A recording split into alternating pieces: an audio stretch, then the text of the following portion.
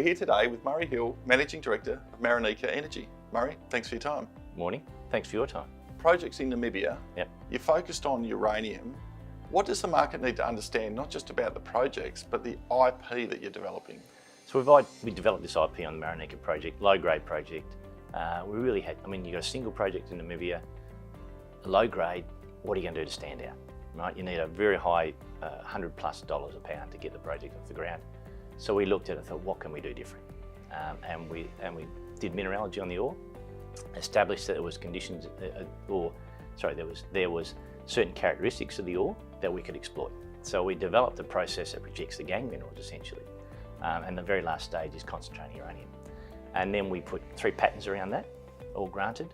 Now we've got a very good technology beneficiation process that rejects gangue, produces a low-grade concentrate, low mass concentrate, a very high grade, so less than 5% of the mass that we can transport off-site. So in Namibia, Rossing have been there for 43 years. Most projects that have been, processes have been running for a long time have a capacity in the refinery because it's built for a higher grade.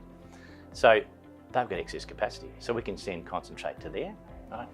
And if we do so, our cost structure drops by half for OPEX and half for CAPEX compared to conventional. If we take the concentrate off-site to Rossing, for instance, it drops by another 25%. So all of a sudden we've got a low-cost base process that now is a catalyst for us to explore outside of the Marenica project. So we've gone and we're building a strong strategic ground position, and with another couple of EPLs granted, we'll be the largest landholder for uranium in Namibia. All in areas that are very, very highly prospective for calcrete-hosted uranium, all explored years ago, either by drilling or by just ground radiometrics or airborne radiometrics, and identified exploration targets. So we're picking up very good ground to then explore and find plus 300 ppm deposits. 300 ppm deposit, we would have a C1 operating cost less than 20 bucks a pound. So quite exciting, really. So yeah, that's really what upgrade has done for us. So in essence, you've got a technological advantage where projects will be dropped or not picked up because the current uranium price doesn't make them feasible, but with your technology, they start to come into frame. That's right, you can turn a project that's uneconomic into a feasible project, right?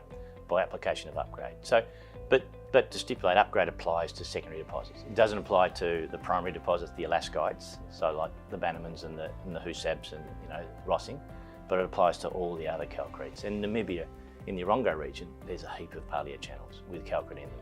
So you've got an unfair advantage in the uranium game, which is seeing interest start to rise again? Yeah, certainly. I think last year was the first year supply's been in deficit for 10 years. So that's significant.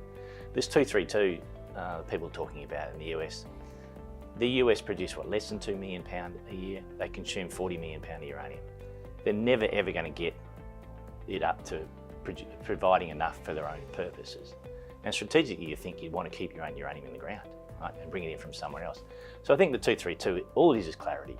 As soon as they've got clarity, the utilities can go and sort contracts out. I think once that happens, well, then you'll see the utilities in the US come back into the market. And I think there's plenty of proponents that have said more than me about that and know more about me. But then that certainly you can see that happening. So I'm looking forward to that. And in the meantime, we'll just build a strong ground position, have a technology or a process that can really make a difference. And so we've got almost an unfair advantage. Yeah. Moving forward, what should shareholders be focused on? So moving forward, we're looking at, the immediate news is coming out of, we've drilled at mile 72, we're waiting for assay results. Right, we're waiting for environmental clearance that copies a new EPL on the extension of the Tumas paleo channel from Deep Yellow, drilling there and results out of that. And then as we progressively explore these other EPLs that have been granted, we've had 5 granted in the last month, and we've still got another 5 in process to be granted. So as they become, as we get environmental clearance on those, we start drilling. And our drilling, we're looking at 50 holes at copies for less than 50,000 Australian dollars. I mean, you can't do much better than that. So, investors have said, well, you need millions of dollars to explore. Well, no, you don't. The way we do it, we're very efficient. We go in there, drill, rab holes less than, the deepest hole at mile 72 was 23 metres, right? So they're not deep holes. Get in there, get out, see what your assay results are, and then you come back and say, right, we know these prospective areas on the EPL, let's raise money. So I want to go back to investors and say, right, we've got all these hits on these EPLs, now we want decent money to go and drill, extensive drilling for resource. So that's where we want to be with them. Namibia has a strong uranium culture, both in terms of exploration and production. Yeah, Namibia's Rossing mine has been there for 43 years, continuous operation.